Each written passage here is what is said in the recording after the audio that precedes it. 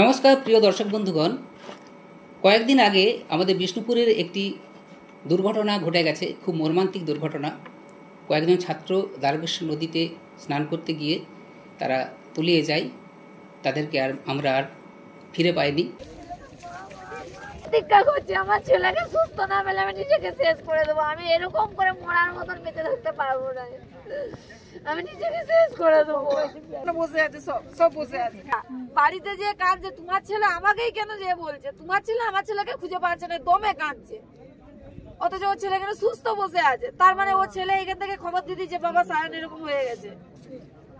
তো এই ঘটনাটা আমাদের জনসমাজে ভীষণভাবে আলোড়ন সৃষ্টি করেছে এবং আমরা সকলেই খুব দুঃখ পেয়েছি।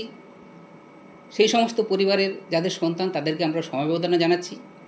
তো এই বিষয়ে আজকের আমরা আলোচনা সভা আয়োজন করেছি এস নিউজ বাংলা 2 চ্যানেলের পক্ষ থেকে। তো আজকের স্টুডিওতে আমরা অনেক কিছু বিষয়ে আমরা সমস্যা, তার সমাধানের পথ কিভাবে বের করে যায় সেজন্য তার অনুসন্ধান করব। আজকের আলোচনা সভায় আমরা পেয়েছি বিষ্ণুপুর শিক্ষা অনুরাগী সমাজের সম্পাদক এবং বিশিষ্ট শিক্ষক সমাজসেবী মাননীয় প্রবীর দত্ত মহাশয়কে। ওনাকে আমরা স্বাগত জানাচ্ছি। তার সাথে আমরা অভিভাবকদের প্রতিনিধি হিসাবে একজনকে পেয়েছি, মাননীয় সঞ্জয় পাণ্ডে মহাশয়। উনি একাধারে শিক্ষক এবং একজন অভিভাবক। তো আজকে ছাত্র সমাজের যে আজকে দেখা যাচ্ছে যে ছাত্র সমাজ আজকে একটু অবক্ষয়ের পথে চলেছে, সে সম্পর্কে আমরা একটু আলোচনা করব যাতে সমাজ সচেতন হয়। তো প্রথমে আজকে দুর্ঘটনার সম্পর্কে কিছু আমরা আলোচনা করব, যে সাম্প্রতিক দুর্ঘটনা সম্পর্কে আপনি একটু কিছু বলুন এবং তার একটু প্রতিক্রিয়া আপনার কি মনে হয় একটু জানান। প্রথমেই এটা আজকে মন খারাপের দিন। আমরা একটা শোক সন্তপ্ত একটা পরিবেশের মধ্যে রয়েছি। আমাদের যে সন্তানসম ছাত্ররা আজকে আমাদের থেকে চলে গেল, তার জন্য তাদের পরিবারের বর্গকে যেমন আমরা সমবেদনা জানাচ্ছি, একই সঙ্গে আমরা শোকস্তব্ধ হয়ে গেছি, আমরা বাকরুদ্ধ হয়ে গেছি। কিন্তু এই ঘটনা আমাদের একটা শিক্ষা দিয়ে গেছে এবং আমাদের একটা সাবধান বার্তা, আমাদের পরবর্তী বা ভবিষ্যতের প্রজন্মের ক্ষেত্রে একটা সাবধান বার্তা যে আমাদেরকে কিন্তু এই সমস্যা থেকে বেরিয়ে যেতে হবে।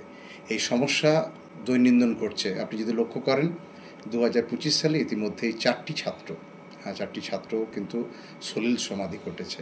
উচ্চ মাধ্যমিকের ছাত্র ছিল, পরীক্ষার মাঝেই সে লালমাদের জলে সলিল সমাধি ঘটে এবং আর 3 ছাত্র সায়ন চ্যাটার্জি, অর্কদীপ দাস এবং পরমেশ্বর মিশ্র, এদের হারানো আমাদের কাছে একটা বিরাট ক্ষতি এবং আমাদের মন খারাপ। আমরা ভীষণভাবে ভেঙে পড়েছি শিক্ষক সমাজ। তো আজকের দিনে দেখা যাচ্ছে যে কিছু মেধাবী ছাত্র আছে, তারা ডিপ্রেসড হয়ে যাচ্ছে। সেক্ষেত্রেও যে ঘটনাটা একটা বললেন, লালমাদের ঘটনা ঘটেছিল, তাছাড়াও অন্যান্য ঘটনাগুলো যেগুলো ঘটছে, যে ছাত্রছাত্রীরা উচ্ছৃঙ্খল হয়ে পড়েছে অনেকেই এবং খুব বেশি ডেসপারেট হয়ে যাচ্ছে এবং স্কুলে গিয়ে সেখানে বা অ্যাটেন্ডেন্স করে হোক না করে হোক, স্কুল যাওয়ার নাম করে হোক, তারা বেরিয়ে যাচ্ছে এবং নানা ধরনের কাজকর্ম করছে। সেক্ষেত্রে এটাকে আপনি কি কারণ বলে মনে করেন? একটা কথা আমাদের একটা কথা আমাদেরকে বুঝে নিতে হবে, সেটা হচ্ছে সমাজের মধ্যে একটা পদস্খলনতা বা অবক্ষয় ঘটেছে, সেটা আপনাদের মানতে হবে এবং সেই অবক্ষয় প্রতিটি ক্ষেত্রে ঘটেছে। সেইটা সামাজিক একটা পরিবর্তনের সাথে সাথে সব ক্ষেত্রে এটা ঘটে থাকে। তো এর প্রভাবটা প্রকাশিত হয়েছে বিদ্যালয় স্তরে এবং এর যে যারা স্টেক হোল্ডার্স, যেমন শিক্ষক, অভিভাবক এবং সমাজ, এই যে স্টেক হোল্ডার্স যারা রয়েছে, তাদের কিছু দায়িত্ব আমাদের রয়েছে। আমরা আসলে কি করছি, এই আজকে যে আলোচনা করছি, এটা আমরা একেবারে তত্ত্বকথা আলোচনা করছি। আমরা যা বলবো সব তত্ত্বকথা বলবো, কিন্তু এগুলোর অনুশীলনের দরকার আছে, নিজের যে প্র্যাকটিসের দরকার আছে। সমাজকে যেমন সচেতন হতে হবে, তেমনি অভিভাবককেও সচেতন হতে হবে, এবং শিক্ষক মণ্ডলী বা শিক্ষক সমাজ, যারা শিক্ষক সমাজের যারা সদস্যরা রয়েছেন, যারা, তাদেরকেও অনেক বেশি দায়িত্বশীল হতে হবে। তাহলে কিন্তু আমাদের এই ধরনের দুর্ঘটনাগুলোকে আমরা এড়িয়ে যেতে পারব। আমি একটু বলি যে কিভাবে আমরা এটা করতে পারি। যেটা হচ্ছে শিক্ষকরা এখন, এটা একটা আত্মবিশ্লেষণের সময় এসেছে। আমরা আইনের সমস্যার মধ্যে পড়ে, যেহেতু 8টি অ্যাক্টে ছাত্রছাত্রীদের ওপর অত্যাচার, মানে ছাত্রছাত্রীদের ওপর শাস্তিদানটাকে একদম অপরাধ বলে মনে করা হচ্ছে, এমনকি তাদের উপর মানসিক যন্ত্রণা দেওয়া একটা অপরাধ বলে মনে করা হচ্ছে। সেক্ষেত্রে শিক্ষক শিক্ষিকাদের হাত পা বাঁধা হয়ে গেছে। আমার মনে হয় যে এইটা একটা বাধা হলেও শিক্ষক শিক্ষিকা কিন্তু দায়িত্ব গ্রহণ করতে পারে। আমরা শিক্ষক শিক্ষিকারা কাউন্সিলরের ভূমিকা যদি পালন করতে পারে, ছাত্রদের সাথে নিয়মিত যোগাযোগ রাখা, তাকে একটা ইন্টিমেট অন্তরঙ্গ সম্পর্কের মধ্যে দিয়ে কথা বলা, সেটা করলে আমাদের মনে হয় খানিকটা এই সমস্যা থেকে আমরা যেতে পারবো। পড়ার অনীহার কারণ অনেকগুলি। নিঃসন্দেহে পড়ার অনীহার একটা কারণ রয়েছে যে স্কুলের যে শিক্ষা, সেই শিক্ষাটা আমাদের গৃহশিক্ষকতার মাধ্যমে অনেকটা হয়ে যাচ্ছে, অনেকটা তার ক্ষতিপূরণটা পূরণ হয়ে যাচ্ছে। তো এইখানে যেটা দরকার সেটা হচ্ছে যেখানেই টিউশন পড়ুক বা গৃহশিক্ষকতার সঙ্গে যারা গৃহশিক্ষকতার মাধ্যমে যারা পড়াশোনা শিক্ষা লাভ করে থাকে, একটা কথা বুঝতে হবে, প্রাতিষ্ঠানিক শিক্ষার বিকল্প কিন্তু এখনও পর্যন্ত তৈরি হয়নি।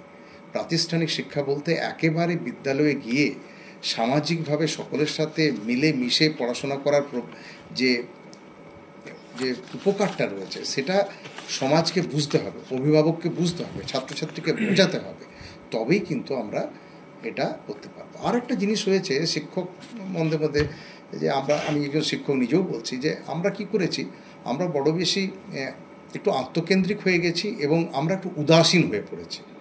আত্মকেন্দ্রিক এই কারণে, আমরা যখন দেখছি যে ছাত্রছাত্রীটি সেইভাবে তার কথা শুনছে না, আমরা হাল ছেড়ে দিচ্ছি এবং তার প্রতি উদাসীন থাকছি।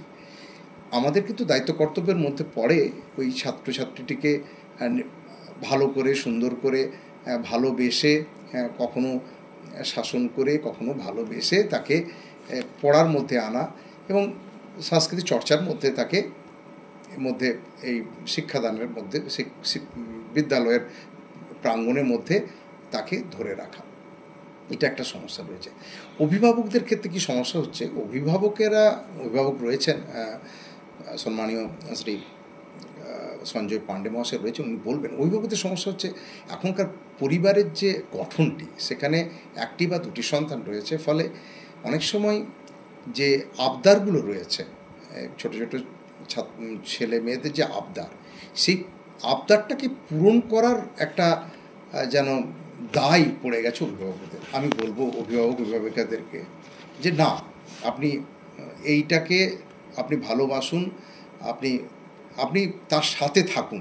প্রত্যেকটি অভিভাবকের কাছে আমার বার্তা, তার সাথে থাকুন, একেবারে 18 ঘন্টা তার সাথে থাকুন। দেখুন, সম্ভব নয়, কিন্তু সে কোথায় যাচ্ছে, কি করছে, কোন বন্ধুর সাথে মিশছে এবং কোথায় পড়তে যাচ্ছে, কি পড়া হচ্ছে, বা পড়ার বাইরে সে কোন জগৎটায় সে আকৃষ্ট হচ্ছে, এটা কিন্তু অভিভাবককে জানতে হবে। অভিভাবকের সাথে বিদ্যালয়ের যোগসূত্র তৈরি করার ক্ষেত্রে অভিভাবককে একটা গুরুত্বপূর্ণ ভূমিকা পালন করতে হবে। অভিভাবক গিয়ে শুধুমাত্র অভিযোগের কারণে বিদ্যালয়ে যাবেন এমন নয়, বিদ্যালয়ের শিক্ষক শিক্ষিকাদের সাথে যোগসূত্র তৈরি করতে হবে। আর আমাদের সমাজে একটা ঘটনা ঘটেছে, আপনি একটু লক্ষ্য রাখবেন, যে আপনার পাশের বাড়ির ছেলে সে যদি কোনো খারাপ কাজ করে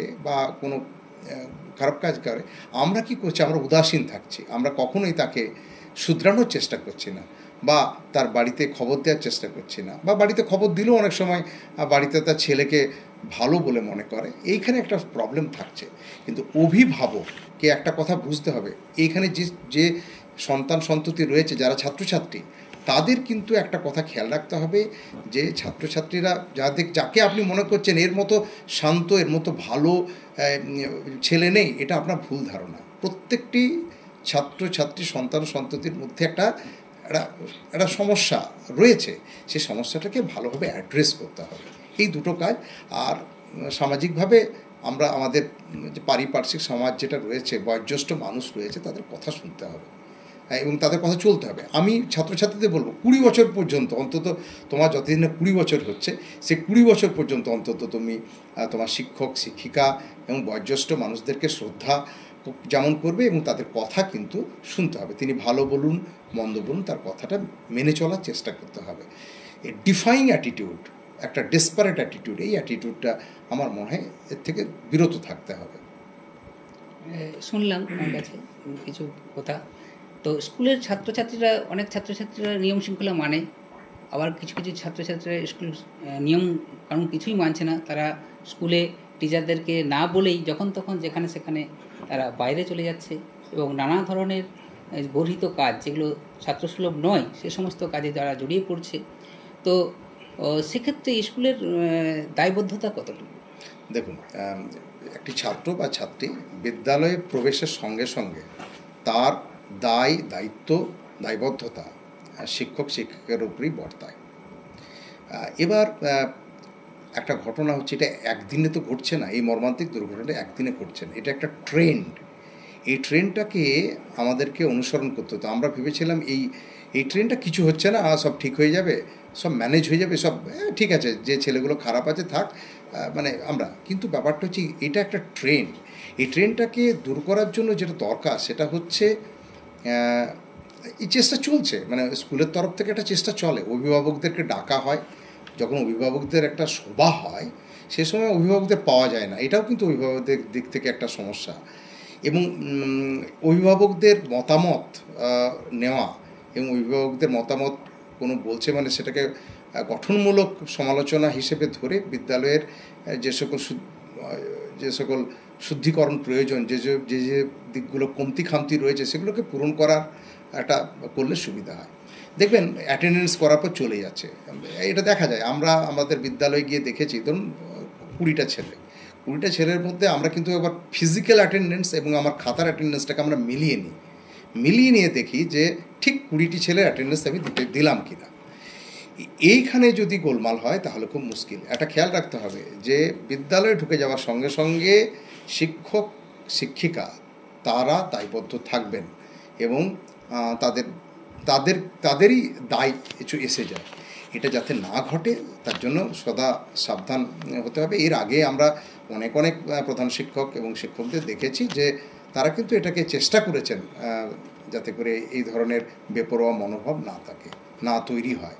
ছাত্রছাত্রীদের মধ্যে বেপরোয়া মনোভাব তৈরি হয়েছে, এটা কোনো অস্বীকার করার কিছু নেই। কিন্তু শিক্ষকতাটা একটা চ্যালেঞ্জের ব্যাপার, এই চ্যালেঞ্জটাকে ফেস করতে হবে এবং এটার সলিউশন শিক্ষকদেরকেই বার করতে হবে। খুব কঠিন কাজ, আমরা মুখে বলা সহজ, বাস্তবে চেষ্টাটা থাকুক, এটুকু আমার বক্তব্য রইল। প্রবীরবাবু খুবই মূল্যবান কথা বলেছেন যে স্কুলে যাই ঘটনা ঘটুক না কেন, ছাত্রদের যে কোনো ক্ষতি হোক না কেন, তার সম্পূর্ণ দায় আমাদের শিক্ষক সমাজের উপরেই বর্তে যায়। সেজন্যে শিক্ষকদেরকে আরও বেশি সচেতন এবং দায়িত্বশীল হতে হবে, এটাই আমরা আমাদের আজকের আলোচনায় উঠে আসছে। তো আজকের দিনে দেখা যাচ্ছে যে ছাত্রছাত্রীদেরকে শাসন করায় বর্তমান শিক্ষা ক্ষেত্রে অধিকার আমাদের কতটুকু আছে, হ্যাঁ, আমরা কতটুকু তাদেরকে শাসন করতে পারি, তো সে সম্পর্কে আইন কি বলছে সে সম্পর্কে একটু যদি বলেন। 8টি 2009-এর আইন অনুযায়ী মানসিক নির্যাতন এবং শারীরিক নির্যাতন কোনটি চলবে না, সেটি কিন্তু অপরাধ হিসেবে দেখা হবে। এবং এই যে সমস্যাটা হচ্ছে, ধরা যাক একটা ছাত্রকে তার দোষের জন্য, তার দোষ ত্রুটির জন্য যখন আমরা তাকে কোনোভাবে কোনো মাস্টারমশাই তাকে শাস্তি দান করছি যাতে করে ভবিষ্যতে এই ধরনের কাজ না করে, এটা করার পর যেটা আসছে অভিভাবকদের তরফ থেকে একটা চাপ তৈরি হচ্ছে, এইটাও কিন্তু খানিকটা সমস্যা তৈরি করেছে। কিন্তু আইন যেহেতু আছে সে আইনটাকে মেনেই আমাদের এই কাজটি করতে হবে। অভিভাবক অবশ্যই আসবেন, অভিভাবককে দেখুন এটা কিন্তু আবার এটাও সত্যি যে অনেক অভিভাবক বোঝেন, অনেক অভিভাবক বলেন যে আপনি আমার আমার সন্তানকে আপনি শাস্তি দান করবেন, আপনার মনে হলে আপনি শাস্তি দেবেন, আপনি বলবেন, সেটাও যেমন অনেক সময় দেয়, কিন্তু সেটা আইনের ঊর্ধ্বে গিয়ে করলে চলবে না, আইন মেনেই করতে হবে। এবং সেটা করতে গিয়ে দেখুন, যেহেতু আধুনিক শিক্ষা ব্যবস্থা এবং সমাজের যে সকল চ্যালেঞ্জ আসছে, সেই চ্যালেঞ্জটাকে অ্যাকসেপ্ট করে আপনাকে নিয়ন্ত্রণ করতে হবে। ছাত্রছাত্রীদের পরিচালনা করা, নিয়ন্ত্রণ করার কাজটা করতে হবে শিক্ষককে। মানে আমি নিজেও বলছি এটা খুব কঠিন কাজ, আমরাও সবসময় পারি এমন নয়, কিন্তু এটা করতে হবে। এটা করতে হবে বলি আসলে আমাদেরকে একটু আত্মবিশ্লেষণ করে এই কাজটাকে করতে হবে। আইনকে অবশ্যই বুড়ো আঙুল দেখিয়ে নয়, আইনকে মেনেই করতে হবে, এবং সেখানে কোনো সমস্যার কারণ হতে পারে না। আমাদের স্টুডিওতে উপস্থিত আছেন একজন অভিভাবক এবং একজন শিক্ষক, তো ও সঞ্জয় পাণ্ডে মহাশয়। তো ওনার কাছে আমি একটু কিছু জানতে চাইব যে এই যে ঘটনাগুলো ঘটছে, ছাত্রছাত্রীরা উচ্ছৃঙ্খল হয়ে পড়ছে, বা টিউশনি বা স্কুল যাক না কেন সেখানে তারা নানা রকমের যে সমস্ত কাজকর্ম করছে সেটা দৃষ্টিকটু বটে, তো বা অনেক সময় তারা খারাপ কাজও করছে শোনা যাচ্ছে, আমরা সবাই দেখতে পাচ্ছি।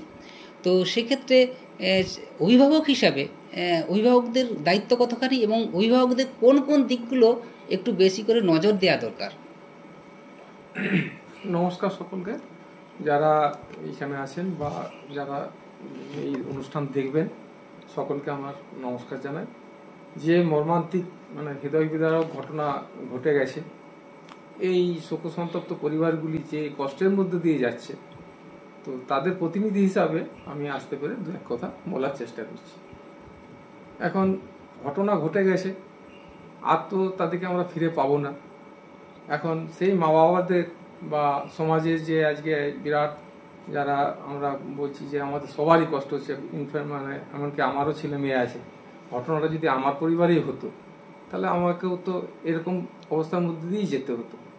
তো এই আলোচনা সভার মাধ্যমে আমি এটুকু কামনা করি, যদি এই ঘটনা আগামী ভবিষ্যতে যদি কমে আসে, একদম যে হবে না আর কখনো, এইটা এখনো কেউ বলতে পারবে না। তো আমার আশা যে আলাপ আলোচনা বা সভা সমিতির মাধ্যমে যদি এই ঘটনাগুলো কমে আসে, এবং সচেতনতা, এই সচেতনতাটাই এর একমাত্র ওষুধ বলে আমরা মনে করি। এখন আমি অভিভাবক হিসাবে বলতে পারি যে আমরা সারাদিন নানা কাজে ব্যস্ত থাকি, বিশেষ করে যাদের একটু মধ্যবিত্ত বা নিম্ন মধ্যবিত্ত পরিবারের ছেলেরা, তাদের মা বাবারা সারাদিন বিভিন্ন কাজে ব্যস্ত থাকে। স্কুল পাঠিয়ে দিতে পারলেই তারা এক প্রকার ভাবে যে তো স্কুলে গেছে, একটু ভরসাতেই থাকে যে স্কুলে গেছে, আর কিছু করতে হবে না। এখন স্কুলে ঢোকার পর সেই ছেলেটি কোথায় চলে গেল, মা বাবার পক্ষে বাড়িতে বসে আর সম্ভব নয়। সেটা শিক্ষক মহাশয় উনি বললেন যে আঙিনায় স্কুলের ঢুকলে শিক্ষকদেরই সেটা দায়িত্ব হয়, কিন্তু ছোট ছোট ছেলে নয়, এগুলো বড় বড় ছেলে, তাদেরকে আগলে রাখা সত্যিই চ্যালেঞ্জের। এখন আমি অভিভাবক হিসেবে এটাও বলতে পারি যে আমি সারাদিন যত কাজেই ব্যস্ত থাকি, আমি অন্তত দিনের শেষে ছেলেটি আমার কি পড়াশোনা করলো বা কোন স্যারের কাছে গেল, বা স্কুলে কত পিরিয়ড হয়েছিল, কটা পিরিয়ড করেছিলি, স্কুলে টিফিনে বাইরে বেরিয়েছিলি কিনা, বা টিফিনে চলে এসেছিলি কিনা, বা বন্ধু বান্ধবদের সঙ্গে কি কিছু হলো কিনা, ঝগড়াঝাটি হলো কিনা, যেগুলো তো আমরা স্কুল লাইফে আমরা পেরিয়ে এসেছি। আমাদের নিজেদের অভিজ্ঞতাগুলো স্মরণ করলেই এই প্রশ্নগুলো মনে জাগে যে স্কুলে আমি কি কি করেছি। আমরাও তো স্কুল থেকে পালাতাম, টিফিনের সময় স্কুলের বাউন্ডারি বেরিয়ে যেয়ে লোকের কুল গাছ, আম গাছ, এইসব আমতলা জামতলা যেগুলো গ্রামের দিকে হয়, বা শহরেও তো এগুলোর অভাব নেই, এগুলো করেছি। তো সেইগুলো প্রকৃতির ডাকে কিশোররা ছুটবেই, এটাই স্বাভাবিক।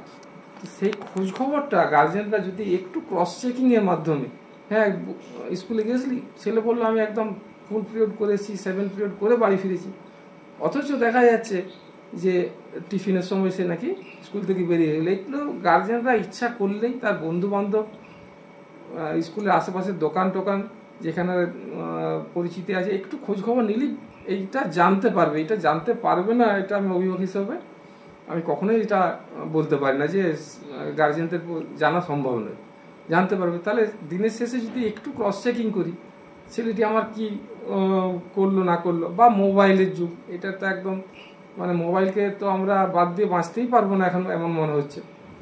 তো মোবাইলটা নিচ্ছে ঠিক আছে, মোবাইলটা একটু চেক করে দেখা, একটু যে ও সারাদিনে কী কী জিনিস সার্চ করছে, যারা এগুলো পারেন আর কি, আমরা যারা সচেতন গার্জেন যারা আছি একটু শিক্ষিত, তারা একটু চেক করলেই পেয়ে যাবেন যে কি কি দেখছে মোবাইল। এখন ওদের রঙিন স্বপ্নের দিন। সঞ্জয়বাবু একটু থামাচ্ছি, একটু মোবাইলের ব্যাপারে ব্যক্তিগত কথা বলে দিলে সুবিধা হয়। সেটা হচ্ছে যে ক্লাস 10 পর্যন্ত মোবাইল দেবেন না, হ্যাঁ কোনোভাবে মোবাইল দেবেন না ক্লাস 10 পর্যন্ত। আর 11-12 যদি আপনি মোবাইল ব্যবহার করতেই হয় পড়াশোনার তাগিদে, আর সেক্ষেত্রে আপনি যেটা করবেন সেটা হচ্ছে আপনি মনিটর করুন। হ্যাঁ, আপনি বলুন প্লিজ। এরপর বলি তাহলে সেগুলো আমি মনিটর করে, উনি যেটা বললেন ঠিকই বলেছেন যে মোবাইল যদি তুমি দেখছো তো কী জিনিসটা দেখছো সেটা একটু খেয়াল রাখ, মানে গার্জেনরা ইচ্ছা করলেই বুঝতে পেরে যায় যে আমার ছেলে ভালো জিনিস দেখছে কি খারাপ জিনিস দেখছে। যদি খারাপের প্রতি তার আগ্রহ বাড়ে তাহলে তাকে মনিটরিং করে একটু বুঝিয়ে সুঝিয়ে ঠিক পথ আনা যেতে পারে। আর উনি যেটা একটা ভালো কথা বলেছেন যে 8টি অ্যাক্ট, তাতে মানে শাসন টাসন বা মানসিক বা শারীরিক শাসন এগুলো খুব মানে খারাপ চোখেই দেখা হয়েছে। এখন এই জিনিসগুলো কিন্তু ছেলেরা মোবাইলের মাধ্যমে জেনে পেয়েছে। তো আমার এক্ষেত্রে সেই রামকৃষ্ণদেবের একটি বিরাট গল্প আমার মনে পড়ে যাচ্ছে, যে সেই গল্পটিতে উনি বলেছিলেন যে তোকে তো কামড়াতে বারণ করিনি সাপটিকে, কিন্তু ফোঁস করতে তো আমি বারণ করিনি, কামড়াতে বারণ করেছি, ফোঁসটা তুই করিসনি কেন? তাহলে স্যাররা যদি, আমি স্যারদের কাছে বিনম্রভাবে একটাই মানে আমার কি বলবো, এটা যাই হোক আমার অভিযোগ বলাটা ঠিক নয়, আমার এটা একটু বলতে চাইছি যে আপনারা 8টি অ্যাক্টকে বুড়ো আঙুল দেখানোর কোনো যুক্তি নেই, 8টি অ্যাক্ট মানতেই হবে। ছেলেদেরকে কঠোর শাসন বা এগুলো না করেও যদি ফোঁসটা রাখেন যে তোকে দাঁড়া দেখছি, তোর গার্জেনদের খবর পাঠাচ্ছি, তোকে স্কুল থেকে নামটা কেটে দেবো, এইরকম টুকটাক বলে। এখন হোয়াটসঅ্যাপের যুগ, প্রতিটি ছেলের হোয়াটসঅ্যাপ তথ্য স্কুলের গ্রুপেতে দেয়া আছে। সেখানে যদি একটা ছেলেকে দেখা যাচ্ছে 7 দিন 8 দিন স্কুল আসছে না, বা সপ্তাহে 1 দিন আসছে, তো সেইটা যদি গার্জেনকে ইনফর্ম করা হয় যে আপনার ছেলে আসছে না। আমরা এমনও দেখেছি যে ছেলে স্কুল থেকে বই ব্যাগ নিয়ে গেছে, স্কুলে ঢুকেইনি, লালবান পাড়ে বসেছে, কোথাও একটু ফাঁকা জায়গা থেকে লালগড় দিকে ঘুরতে চলে গেছে। তাহলে এইগুলো দিনের পর দিন হবে। একটা ছেলে একদিন ফাঁকি মারলে কিন্তু এমনও হবে যে 1 সপ্তাহ টানা স্কুলে এলো না। তার সঙ্গে সঙ্গে যদি সেই স্কুলের যিনি দায়িত্বপ্রাপ্ত ক্লাস টিচারই হোক, হেড শিক্ষক হোক, যদি একটু গার্জেনকে একটা কল করা হয় বা একটা হোয়াটসঅ্যাপে মেসেজ ছেড়ে দেওয়া হয় যে এই ছাত্র আসেনি বা এলো 1 পিরিয়ড করে চলে যাচ্ছে, তাহলে কিছুটা হলেও এই মানে সচেতনতা গার্জেনদের মধ্যেও বাড়বে। আর উনি যেটা বললেন যে শিক্ষকদের আর গার্জেনদের নিয়ে নিয়মিত সভা করা, সভা তো হয় না বললেই চলে। আমারও ছেলে আজকে 12-এ পড়ছে, আমি এখনো পর্যন্ত মনেই করতে পারিনি আমার হোয়াটসঅ্যাপে একটাও মেসেজ এসেছে যে অমুক দিন গার্জেন সভা হবে, আপনি আসুন। কোনো না, দিনের পর দিন স্কুল, যে আমার ছেলে শরীর খারাপ ছিল, একটা না 1 মাস হয়তো স্কুল যায়নি, কোনো নেই। এইগুলো থেকে আমার মনে হয় শিক্ষকরা একটু যদি সচেতন হয়ে এইগুলোকে ফের চালু করেন, মারধরের কোনো দরকার নেই। মারধর করলে তো ছেলে আরও হয়ে যাবে। একটা ছেলেকে, বিভিন্ন ছেলের সাইকোলজি আলাদা হয়, এটুকু আমরা মোটামুটি জানি। একটা ছেলেকে মারবো বললেই সে ভয়ে হয়ে যাবে, আবার কোনো ছেলে কান মুলে দিলেও তার কিছু এসে যায় না। তাহলে সেগুলো শিক্ষকরাই ভালো বুঝবেন। তো সেগুলোকে মান্যতা দিয়েই বলছি, যদি একটু ফোঁসটা করেন ওই রামকৃষ্ণর ভাষায়, তাহলে কিন্তু এই দুর্ঘটনাগুলো অনেকাংশে মানে জিরো না হলেও কমে যাবে, এইটুকু আমার অন্তত দৃঢ় বিশ্বাস। আজ ভাবুন ওই বাচ্চা ছেলে অকালে ঝরে গেল, একদম স্কুল ব্যাগ নিয়ে যে ছেলেটা বেরোলো আর ঢুকলো একটা বারমুন্ডা পরে, এই হৃদয় বিদারক দৃশ্য। মা বাবা কেন, যে কোনো সুস্থ সামাজিক নাগরিক একদম হৃদয় বিবল হয়ে যাচ্ছে। মানে এর থেকে দুঃখ আর কি হতে পারে? তো এইখানে যদি আমরা দায়সারা ভাব করি যে শিক্ষক মহাশয়রা বলবেন গার্জেনরা ছেলেদেরকে এরকম পাঠিয়েছে, গার্জেনরা বলবেন শিক্ষক মহাশয়রা কী করছে, এই দায় ঠেলাঠেলি থেকে আমাদেরকে বেরিয়ে আসতেই হবে। আমার মনে হয় এই দায় ঠেলাঠেলি করে এগুলো তো সমাজে কিছু হবেই না। শিক্ষক চিরকাল মানে আমাদের মাথায় থাকবেন, তো মাথায় থেকেই ওনার দিকেই বার করতে হবে যে থেকে কীভাবে আমরা বেরিয়ে আসবো। আর হবে না বললে হবে না, হবে না আর কোনো উত্তর নেই, মানে ইয়ে হয় না। সবেরই কিছু সলিউশন আছে, সবেরই কিছু সমাধান পথ বেরোবেই, তাহলে দেশ ধ্বংস হয়ে যেত। নিশ্চয়ই কিছু আছে। শিক্ষক মহাশয়দেরকে আমার বিনীত নিবেদন, আপনারা ভাবুন যে হ্যাঁ আমাদের তো কিছু করার নেই, দায় সারা ভাব, হ্যাঁ পড়বি পড়, না পড়বি না পড়, পড়বি পড়, না পড়বি না পড় কেন? ঠিক আছে, ছেলেরা তো বদমাইশ হবেই, বদমাইশ ছেলেকে তো ঠিক করার জন্য স্কুলে পাঠানো। ভালো ছেলে তো না গেলেও স্কুলে রেজাল্ট হয়ে যায়। এই ডাক্তার, ইঞ্জিনিয়ার অনেকেই র্যাঙ্ক করছে, তারা কি স্কুল থেকে খুব বেশি সাপোর্ট পাচ্ছে?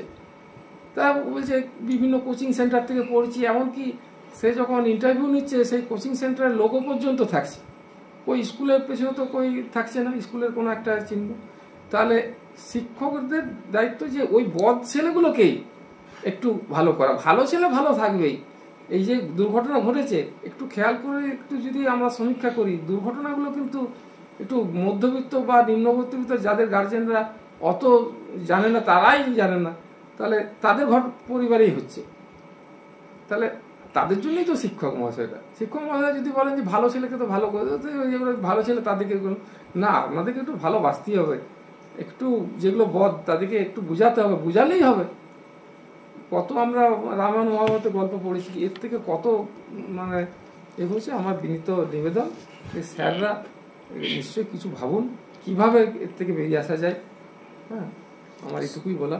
সঞ্জয়বাবুর কাছ থেকে আমরা খুব মূল্যবান পরামর্শ পেলাম, যেটা অনেকটা আমাদের সমাধান মিলতে পারে বলে আমার মনে হচ্ছে ব্যক্তিগতভাবে। সবচেয়ে যে বিষয়টা উঠে আসছে যে অভিভাবকদের সাথে শিক্ষকদের একটা যোগসূত্র কোথাও যেমন ঘাটতি হচ্ছে, এই যোগসূত্রটাকে ফিরিয়ে আনতে হবে। সেটা একমাত্র সম্ভব হচ্ছে বারবার গার্জেন মিটিং করা। এটা আমার মনে হচ্ছে স্যারও এটাই বলেছেন যে গার্জেনের সাথে যদি যোগসূত্র থাকে তাহলে কিন্তু ছেলেরা এতটা, আমার মনে হয় যে এগুলো থেকে একটু গার্জেন মিটিং যেমন থাকা দরকার, তেমনি আমার মনে হয় একটু কাউন্সেলিংও দরকার। দেখুন, কিছু মনে করবেন না, আমাদের অভিভাবকরা, আমি নিজেও একজন অভিভাবক শিক্ষকের বাইরেও, আমরা কি করি, আমরা অনেক সময় কোনো একটা মাস্টারমশাইয়ের নাম করে আমরা আমার সন্তানের সামনে তাকে কিন্তু সমালোচনা করি। এটা খুব অন্যায় করি অনেক সময়। এবং আমরা একটা জিনিস করি যে গার্জেনরা অনেক সময় দেখা গেছে তারা মনে করেন যে স্কুলের মাস্টারমশাইরা তারা বোধহয় সব কিছু জানেন না, যা জানে কর্পোরেট যে ইনস্টিটিউশনগুলো আছে তারা জানে। একটা জিনিস খেয়াল রাখতে হবে, কর্পোরেট যে ইনস্টিটিউশনগুলো রয়েছে বা যেগুলো রয়েছে সেখানেও কিন্তু যারা মানুষ হয়েছে, যারা পড়াচ্ছেন, তারা কিন্তু এই শিক্ষকদের কাছে পড়াশোনা করেই তারা ওই জায়গায় পৌঁছেছেন। এটা আমাদের দিক থেকে শিক্ষকদের, অভিভাবকের দিক থেকে একটা ত্রুটি হচ্ছে।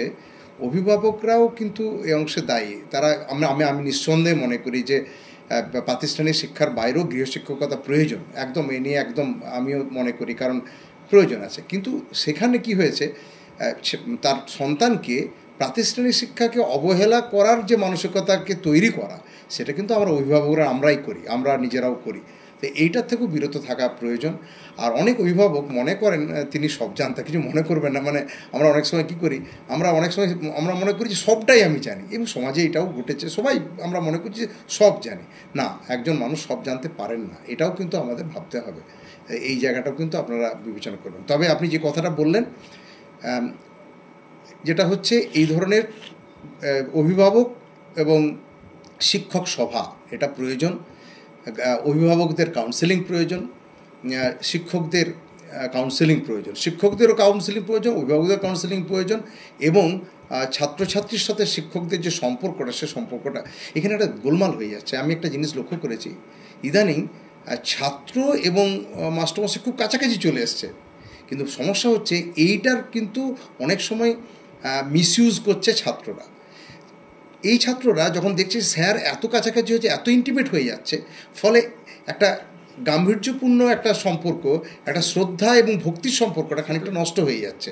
এবং এইটার ক্ষেত্রে কিন্তু কিছু মনে করবেন না, এটা কিন্তু প্রাতিষ্ঠানিক শিক্ষার বাইরে যে জায়গায় শিক্ষা গ্রহণটা করা হচ্ছে, সেটা টিউশন হতে পারে বা কর্পোরেট ইনস্টিটিউশন হতে পারে, সেখানে কিন্তু এটা তৈরি হচ্ছে। দেখবেন আর দুদিন পরই 5 সেপ্টেম্বর আসছে টিচার্স ডে, এবং টিচার্স ডেতে দেখবেন যেভাবে আমাদের সেলিব্রেশনটা হচ্ছে ছাত্রছাত্রীরা এবং মাস্টারমশাইরা যেটা করছি, সেটা থেকে একটা জিনিস পরিষ্কার করতে হবে যে মাস্টারমশাই এবং ছাত্রের মধ্যে একটা অন্তর্গ সম্পর্ক থাকবে ঠিকই, কিন্তু কেউ কোনো সময় তার সীমানা অতিক্রম যেন না করেন। ব্যক্তিগতভাবে আমি একেবারে ছোট ছাত্রছাত্রী থেকে একেবারে উঁচু ক্লাসের ছেলেদেরকে সাথে মেশার সুযোগ পেয়েছি। আমি দেখেছি ক্লাস 12 পর্যন্ত আপনি ছাত্রছাত্রীকে অন্তরঙ্গ বেশি হতে গেলে সেখানে একটু সমস্যা হয়, কারণ ছাত্রছাত্রীরা বুঝতে চায় না যে তার ক্ষেত্র কতটা, তার সীমানা কতটা।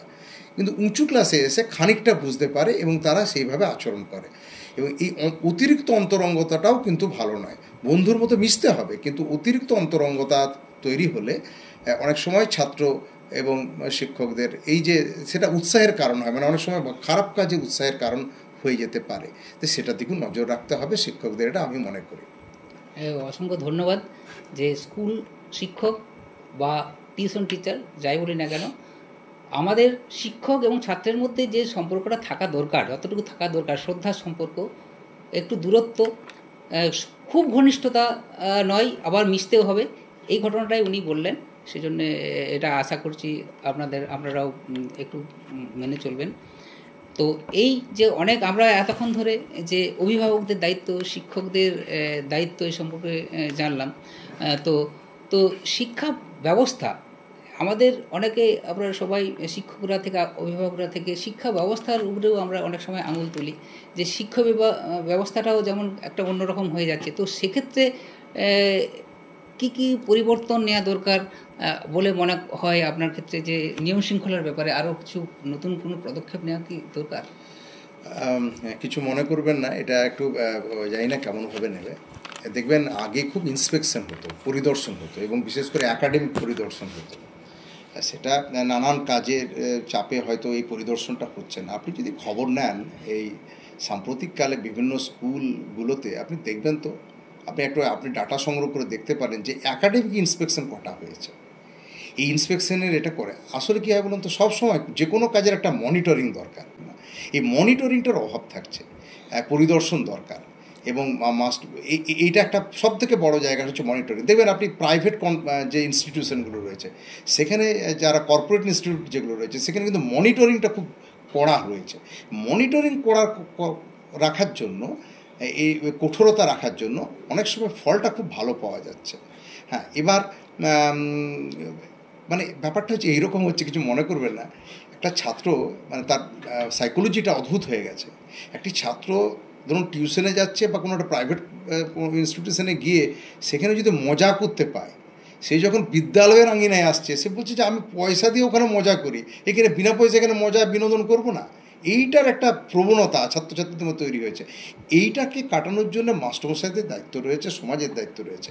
এবং দেখুন শিক্ষা ব্যবস্থা যেভাবে চলছে, খুব বিরাট কিছু আমূল পরিবর্তনের দরকার নেই, কিন্তু আমাদের যেটা মনে হয়েছে যে যারা স্টেক হোল্ডার্স রয়েছেন তারা একটু দায়িত্বশীল হতে হবে, এবং এই যে পরিদর্শন, মনিটরিং, পরিচালনা, লক্ষ্য রাখা, এগুলোকে লক্ষ্য রাখতে হবে। ধন্যবাদ প্রবীরবাবুকে। এবার আমি চলে আসছি আবার মাননীয় অভিভাবক সঞ্জয় পাণ্ডে মহাশয়ের কাছে। যে আমাদের দেখা যাচ্ছে প্রাতিষ্ঠানিক শিক্ষা, তার সাথে সাথে এখন যে কম্পিটিশনের যুগ, সেক্ষেত্রে টিউশন নেওয়ার যথেষ্ট প্রয়োজনীয়তা রয়েছে। তো সেক্ষেত্রে টিউশন নিতে নিতে ছেলেরা স্কুলের প্রতি একটা আগ্রহ হারিয়ে ফেলছে বা স্কুলের প্রতি অনীহা সৃষ্টি হচ্ছে। সে সম্পর্কে আপনার মতামত কি একটু যদি বলেন? একদম প্রাসঙ্গিক প্রশ্ন।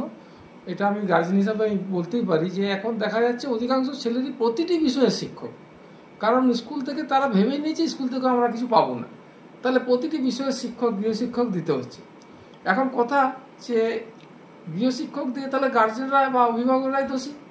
আপনারা কেন, স্যাররা বলবেন যে আপনারা কেন গৃহশিক্ষকদের কাছে পাঠাচ্ছেন, আর আমরা বলবো যে স্কুল থেকে কিছু হচ্ছে না তাই পাঠাতে বাধ্য হচ্ছি। ফলে সেই আবার দায় ঠেলাঠেলি। এর বাইরে থেকে আমি বলতে চাই, যদি কিছু প্রশাসন থেকে এমন কোনো ব্যবস্থা করা যায় যে গৃহশিক্ষক বা যারা প্রাইভেট টিউশন পড়াচ্ছেন তারা অন্তত স্কুল টাইমটা যেন প্রাইভেট টিউশন না করেন, সেটা তো আমরা বলতে পারি না। গার্জেনরা কোথাও আইন করে বলতে পারে যে স্কুল টাইমে পড়ানো চলবে না। প্রশাসন থেকে যদি একটা পদক্ষেপ নেওয়া হয় যে টিউশন, গৃহশিক্ষকতা যারা করছেন তাদের একটা পেশা, তাদের থাকতেই হবে, কিন্তু স্কুল টাইমে করবেন না। স্কুল টাইমে বাইরে করুন, তাহলে ছেলেরা কিন্তু ওই প্রাইভেট টিউশন যাচ্ছি বলে স্কুল কামাই করতে পারবে না। আর টিচাররাও যদি বলেন যে বেশি কামাই হলে আমি গার্জেনকে জানাবো, তাহলে ছাত্ররা বাধ্য স্কুল যেতে এবং স্কুলে ক্লাস করতে। এবং পবিবাবু যে কথা বলেছেন যে প্রাতিষ্ঠানিক শিক্ষার কোনো বিকল্প হয় না, যতই আমি ঝুড়ি ঝুড়ি নম্বর পাই গৃহশিক্ষক রেখে, কিন্তু তার নৈতিক শিক্ষা সেটা কোনো মানে টিউশন থেকে পেতে পারে বলে আমার মনে হয় না। আমি গার্জেন হিসাবেই বলছি, স্কুলে যে শিক্ষা পাওয়া যায় সব 5 জনের সঙ্গে মিশে হই হুল্লোড় করে যেটুকু শিক্ষা, সেটা অমূল্য রতন। তাহলে এই জন্যে আমি মনে করি আমার ছেলেও টিউশন যায়, কিন্তু আমি যদি একটু সচেতন হই যে আমি স্কুল টাইমে পাঠাবো না, তাহলে অবশ্যই ভালো। কিন্তু ওই যে বললাম, স্কুল টাইমে যদি টিউশন চলে বাধ্য আমি পাঠাতে। তাহলে দোকান যদি খোলা না থাকে তাহলে আমি কোথায় কিনবো জিনিস? তা দোকানটাকেই বন্ধ করতে হবে। তো দোকান বন্ধ একমাত্র মানে এখানে দোকান বলতে আমি টিউশনটাকেই বলছি, অন্তত স্কুল টাইমে এই টিউশন বন্ধ একমাত্র প্রশাসনই করতে পারে। প্রশাসনের ব্যাপারে আমি স্বনির্বন্ধ অনুরোধ জানাচ্ছি, যদি আপনারা কিছু ব্যবস্থা করে স্কুল টাইমে অন্তত টিউশনটা বন্ধ করুন, তাহলে ছেলেরা অন্তত স্কুলমুখী হতে পারে, এই বলে আমার মতামত। অর্থাৎ স্কুল টাইমে টিউশন থাকার জন্য স্কুলে ছেলেরা যাচ্ছে না, এটাও একটা বাস্তব ঘটনা। তো টিউশন হচ্ছে একটা বাণিজ্যিক সংস্থা, সেখানে তারা নাম্বার বাড়ানোর জন্য বিভিন্ন কৌশল প্রদান করেন টিউশন শিক্ষকরা। কিন্তু প্রতিষ্ঠানে আমরা যারা শিক্ষক আছি তারা সেখানে ভিতরের বিষয় ভিত্তিক যে ডেপথ তৈরি হয় এবং তার সাথে নৈতিক শিক্ষা, সেটা একমাত্র প্রাতিষ্ঠানিক শিক্ষার মাধ্যমেই কিন্তু সম্ভব।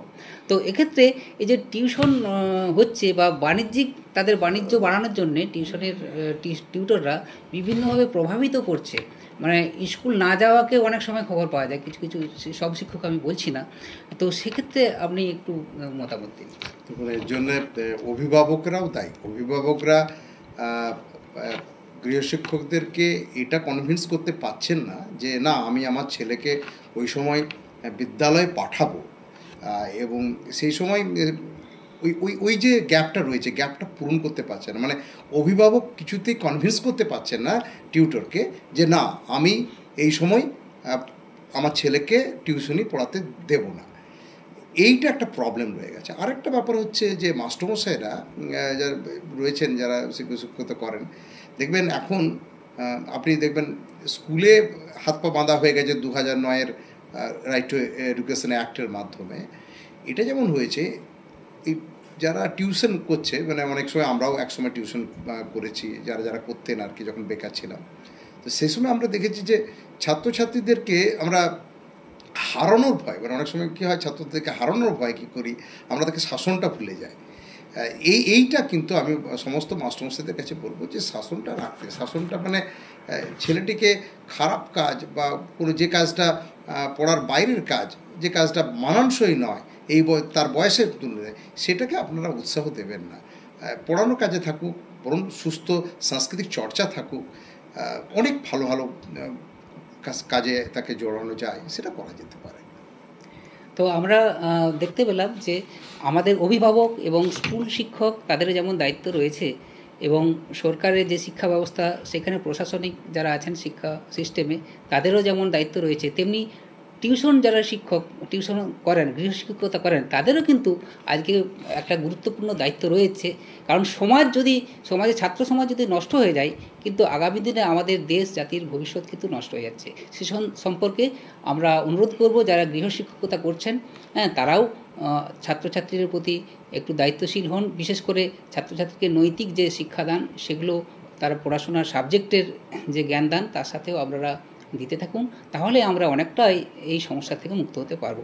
তো আমরা অনেকটাই আলোচনার হয়েছে, তো আমরা অনেক সময় ধরেই অনেক গুরুত্বপূর্ণ বিষয়ে আলোচনা করেছি।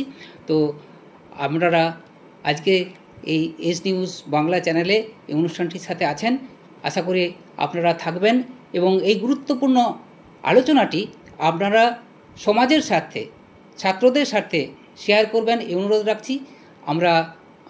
এবার আমরা অনুষ্ঠানের শেষে এসে গেছি, আমরা অনুষ্ঠানের এবার শেষ করছি। তো অনুষ্ঠানে আমাদের উপস্থিত থাকার জন্য মাননীয় প্রবীর দত্ত মহাশয় এবং অভিভাবক বিশিষ্ট শিক্ষক সঞ্জয় পাণ্ডে মহাশয়কে আমরা আন্তরিকভাবে আমাদের স্টুডিওর তরফ থেকে অসংখ্য ধন্যবাদ জ্ঞাপন করছি। ধন্যবাদ আপনাদের।